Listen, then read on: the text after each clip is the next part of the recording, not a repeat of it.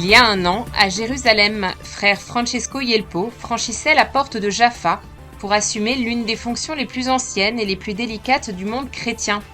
Custode de Terre Sainte, gardien du mont Sion et du Saint-Sépulcre. Au monastère des Clarisses de Jérusalem, le cardinal Pier Battista Pizzaballa, patriarche latin de Jérusalem, a présidé la dédicace de la nouvelle église du Sacré-Cœur et consacré son autel. Au mois de juillet, la ville de Haïfa a célébré les fêtes de la Vierge Marie, Notre-Dame du Mont Carmel, et du prophète Élie, un temps fort de la vie spirituelle chrétienne intimement liée au Mont Carmel. Caritas Jérusalem a inauguré un nouveau siège et une salle polyvalente au sein de l'église syriaque catholique de Bethléem.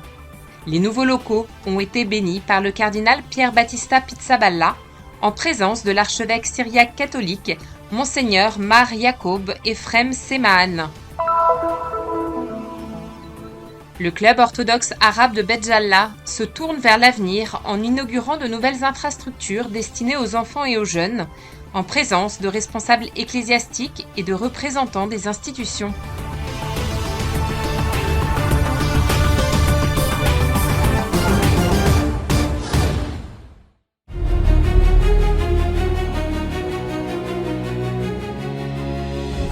Le 21 juillet 2025, frère Francesco Yelpo franchissait la porte de Jaffa à Jérusalem.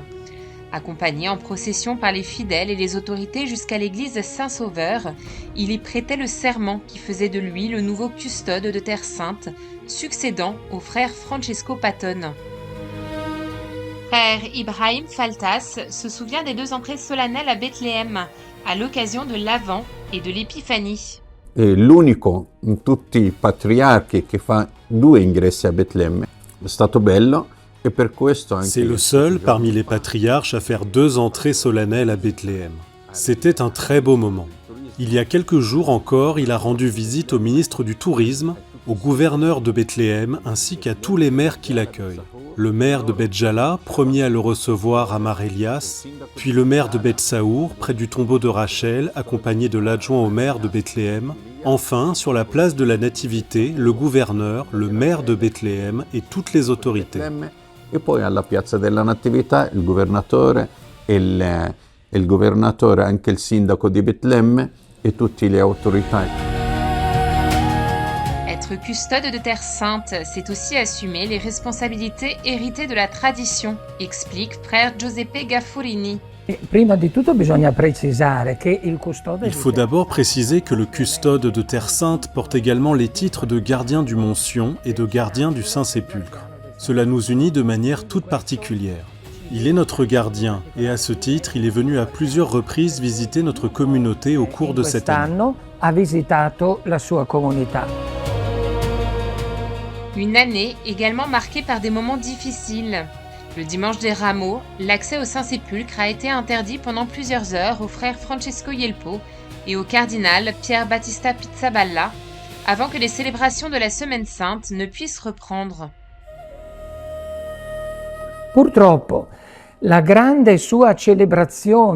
Malheureusement, comme chacun le sait, les grandes célébrations du carême, notamment les veillées, n'ont pas pu se tenir à cause de la guerre. Le Saint-Sépulcre est resté fermé pendant tout le carême et le custode n'a pas pu faire retentir l'Alléluia pascal, ce chant que la pèlerine Égérie rapporte avoir été chanté chaque samedi de carême. Che la pellegrina Egeria ci faceva cantare ogni sabato di Quaresima. Le custode préside également les autres célébrations liturgiques du Saint-Sépulcre et accueille les autorités en visite. Parmi elles, le vice-président des États-Unis, Jay Evans, reçu en octobre 2025, ainsi que le nouveau nonce apostolique, Monseigneur Giorgio Lingua, le 28 mai. Mais sa mission s'accomplit aussi au milieu des pierres vivantes, dans les écoles et les lieux de rencontre des communautés.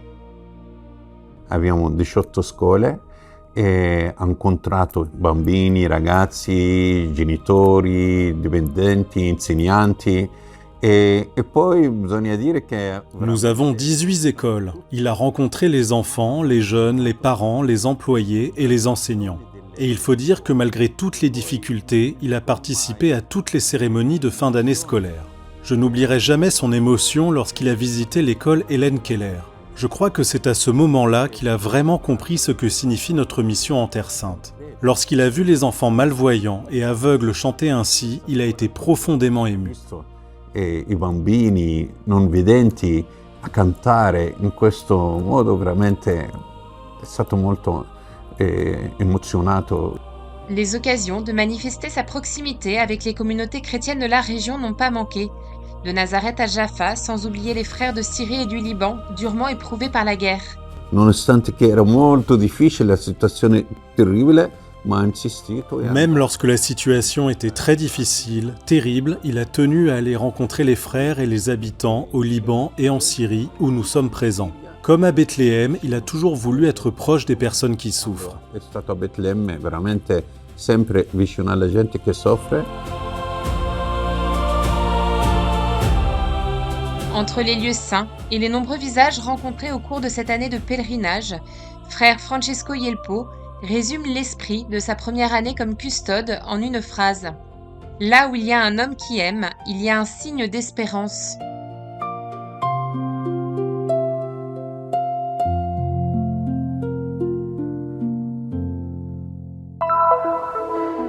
Samedi 18 juillet, au monastère Sainte-Claire de Jérusalem, une messe solennelle a été célébrée pour la dédicace de l'église et la consécration de l'autel.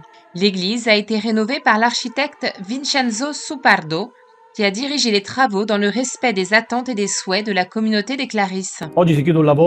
Aujourd'hui s'achève un travail commencé il y a plus d'un an, lorsque la communauté des Clarisses a décidé d'entreprendre la restauration du monastère, en commençant précisément par le cœur de la vie monastique, c'est-à-dire l'église.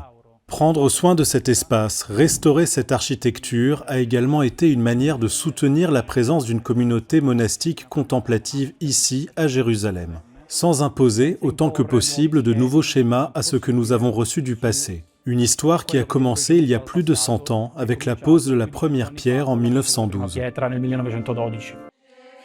Pour la communauté des Clarisses, la dédicace de l'Église représente un moment d'une grande importance. Elles renouvellent leur mission fondée sur la prière, le silence et l'accueil. Les portes du monastère s'ouvrent à nouveau pour accueillir amis et fidèles dans la prière. Il monastero è un luogo aperto a tutti. Le monastère est un lieu ouvert à tous. Ici viennent des musulmans, des juifs et des chrétiens pour demander la prière. Les trois religions croient toutes en la puissance de la prière. Le désir le plus profond est que cette maison, ce lieu, continue sa mission d'être un lieu de rencontre avec le Seigneur et qu'il reste ouvert à toute la région, à toutes les personnes qui souhaitent passer ici et trouver le Seigneur.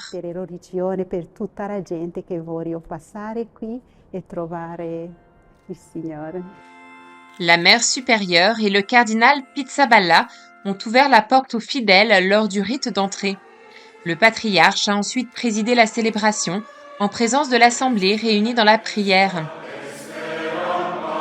Une succession de rites riches en symboles a rythmé la célébration, transformant l'église en un espace consacré à la prière, à la communion fraternelle et à l'Eucharistie. Nous venons de consacrer une église. Nous avons consacré les pierres, mais comme le dit aussi saint Paul, c'est nous qui sommes l'église.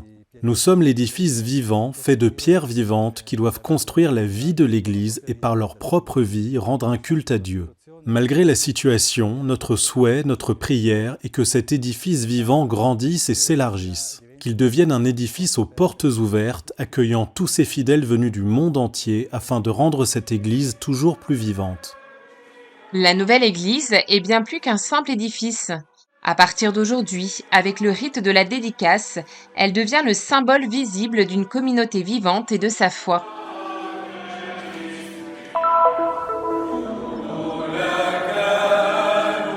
La ville de Haïfa a célébré les fêtes de Notre-Dame du Mont Carmel et du prophète Élie, deux temps forts de la vie spirituelle chrétienne liés au Mont Carmel. Le 16 juillet, selon la tradition, la messe solennelle a été célébrée dans l'église dédiée à Notre-Dame du Mont Carmel. Cette année, elle était présidée par le père Amjad Sabara, franciscain et curé de la paroisse latine de Nazareth. En sa fête, la Vierge Marie, Notre-Dame du Mont-Carmel, nous dit, lorsque nous nous tournons vers elle, de ne pas avoir peur, car Dieu ne nous laissera jamais seuls. Jésus nous rappelle qu'il est le même hier, aujourd'hui et pour toujours. Et nous disons à Marie, demeure avec nous et aide-nous à faire tout ce qu'il nous dira. Le mont Carmel, dont le nom signifie « vigne de Dieu », est intimement lié à la Vierge Marie, comme nous le rappelle le livre d'Isaïe. La gloire du Liban lui sera donnée, la splendeur du Carmel et du Saron. Au fil des siècles, la montagne est devenue le berceau de l'ordre du Carmel. C'est également sur ce mont que le prophète Élie pria pour obtenir la pluie. Le nuage apparu à l'horizon est considéré comme une figure prophétique de la Vierge Marie, qui apporte au monde le salut et les bénédictions de Dieu. Nous parlons de Notre-Dame bien-aimée et de cette terre bien-aimée car il existe un lien profond entre elles. Le scapulaire que la Vierge Marie remit à Saint-Simon-Stock, à une époque où l'ordre du Carmel traversait de grandes difficultés, fut le signe par lequel elle confirmait son soutien à l'ordre et à tous les fidèles. Le message spirituel de cette fête, particulièrement en cette période de guerre, est que nous sommes sous la protection de la Vierge Marie. La célébration a rassemblé de nombreux religieux, religieuses et fidèles attachés à la Vierge Marie. Parmi eux, l'avocat Sami Abou Warda a souligné qu'il existe une protection plus grande encore que celle offerte par la loi. La fête de Notre-Dame du Mont-Carmel nous rappelle la protection que la Vierge Marie accorde aux frères présents ici. En cette période difficile que traverse la Terre Sainte, marquée par la violence et d'innombrables épreuves, nous devons nous souvenir que notre présence et nos racines en Terre Sainte, et tout particulièrement sur le Carmel, sont profondément enracinées et qu'elles y demeureront. Et bien sûr, la Vierge Marie nous protège tous. Le 20 juillet, dans cette même église, Monseigneur Youssef Mata, archevêque melkite d'Acre, de Haïfa, de Nazareth et de toute la Galilée, a présidé la messe solennelle en l'honneur de Saint Élie, le prophète qui défia les prophètes de Baal. Dans son homélie, il a invité les fidèles à faire monter leurs prières depuis le mont Carmel, afin qu'il demeure un phare spirituel, non seulement comme mémoire du passé, mais aussi comme espérance pour l'avenir. Il a également rappelé que le prophète Élie ne céda pas aux ténèbres du monde à l'époque du roi Akab, et que nous sommes, nous aussi, appelés à faire vivre son esprit, afin qu'il demeure une conscience vivante au milieu des nombreuses voix qui nous entourent. Saint Élie est le symbole de l'absence de peur et du refus de tout compromis avec la vérité. Il demeura inébranlable dans sa foi, comme en témoigne cette parole « Le Seigneur est vivant, devant qui je me tiens ». Nous apprenons ainsi de Saint Élie que malgré les miracles qu'il a accomplis, il est resté un homme faible. Mais sa force résidait précisément dans cette faiblesse, car Dieu était avec lui. Et celui qui est avec Dieu n'a jamais peur.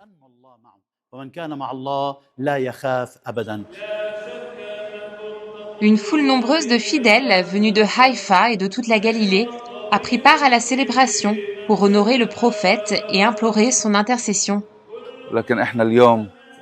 Mon souhait en cette fête est que nous parvenions toujours à vaincre toutes les difficultés par l'amour. Et depuis Haïfa, nous adressons un message de paix au monde entier.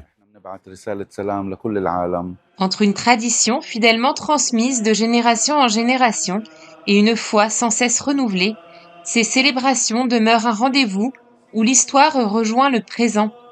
Elles rappellent que les valeurs spirituelles continuent de donner à l'homme la force et l'espérance nécessaires pour affronter les épreuves, aussi difficiles soient-elles.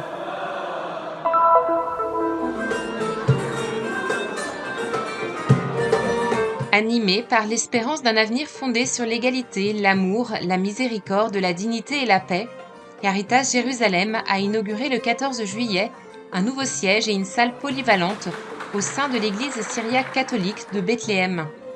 Le nouveau centre a été béni par le cardinal Pierre Battista Pizzaballa, patriarche latin de Jérusalem et président de Caritas Jérusalem, aux côtés de Monseigneur Mar Jacob Ephrem Semahan, archevêque de l'église syriaque catholique.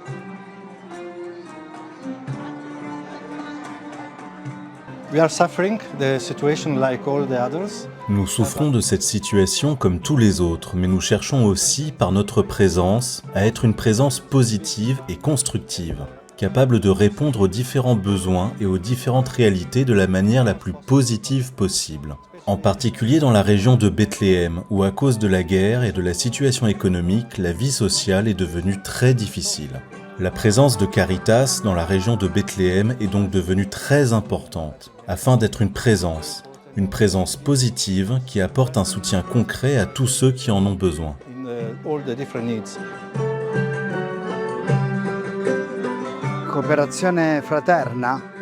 La coopération fraternelle est le style avec lequel l'Église italienne, mais aussi toutes les églises dans le monde, à travers les Caritas, se font proches des personnes et cherchent à soutenir et à accompagner le travail des Caritas confrontés à des situations d'urgence ou à des situations particulières.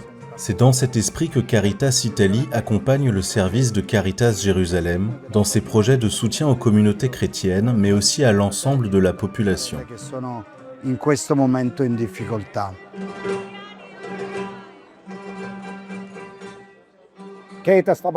Caritas était déjà présente dans la région de Bethléem sur plusieurs sites. Aujourd'hui, cependant, face à l'ampleur des besoins, en particulier dans le sud de la Cisjordanie, et pour répondre à cette situation ainsi qu'aux nombreux appels de la communauté locale, nous nous sommes attachés à élaborer un plan stratégique durable, visant à étendre nos services à la communauté locale jusqu'au sud du gouvernorat d'Hébron.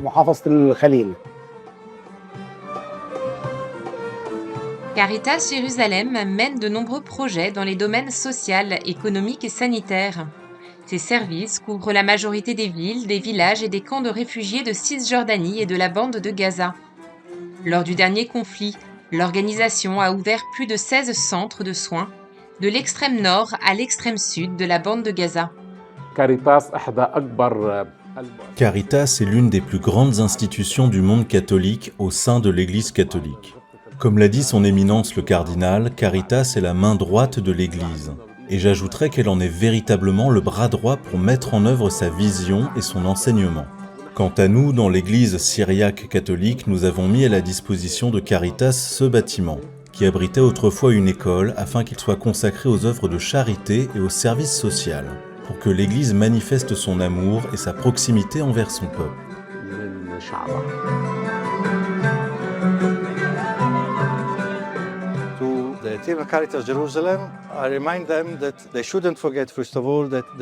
Je rappelle aux membres de Caritas Jérusalem qu'ils ne doivent jamais oublier, avant tout, qu'ils ne travaillent pas pour une organisation. Ils sont membres de l'Église. Parfois, un sourire est plus important qu'un travail accompli de manière professionnelle et parfaite.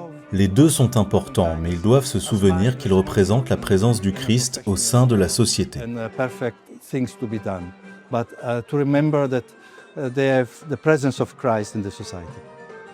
L'inauguration de ce nouveau centre illustre l'engagement de l'Église à poursuivre sa mission au service de la personne. Elle rappelle que les œuvres de miséricorde et de solidarité demeurent un témoignage vivant des valeurs de l'Évangile, en particulier lorsque les besoins de soutien et d'accompagnement se font plus pressants.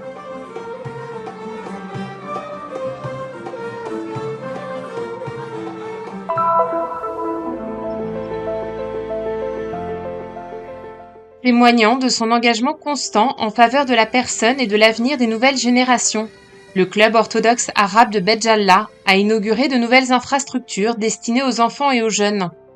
La cérémonie s'est déroulée sous le patronage de Ramzi Kouri, président de la Haute Commission présidentielle pour les affaires des églises, en présence de responsables ecclésiastiques, de représentants des institutions, ainsi que des autorités locales.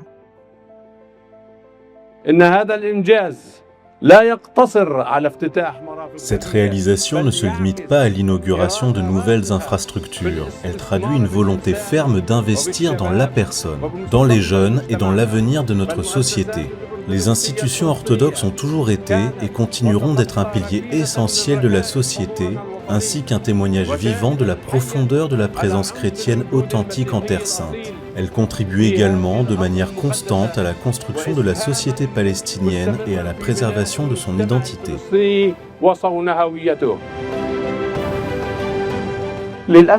Malheureusement, la ville de Béjallah manque d'infrastructures sportives. Nous sommes parvenus à cette étape grâce aux efforts du conseil d'administration et de nombreuses personnes qui nous ont soutenus et accompagnés. Plusieurs entreprises nous ont également apporté leur aide avec beaucoup de patience jusqu'à aujourd'hui. Nous espérons désormais pouvoir disposer au minimum d'installations pour le football et le basketball. Ce projet illustre une coopération exemplaire entre les institutions locales et les partenaires internationaux au service de la communauté. Il confirme que l'investissement dans la personne, en particulier dans les enfants et les jeunes, demeure le fondement essentiel pour bâtir un avenir plus stable et plus prometteur pour les générations à venir.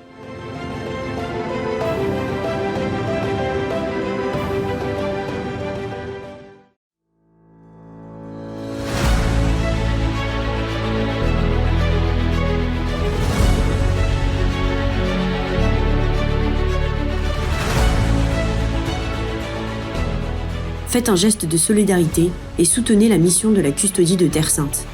Le Christian Media Center diffuse la bonne nouvelle du Christ en faisant connaître au monde la spiritualité des lieux saints et la vie des chrétiens locaux. Votre contribution nous aidera à porter toujours plus loin l'annonce du Seigneur ressuscité aux hommes et aux femmes de toutes les langues et de toutes les nations.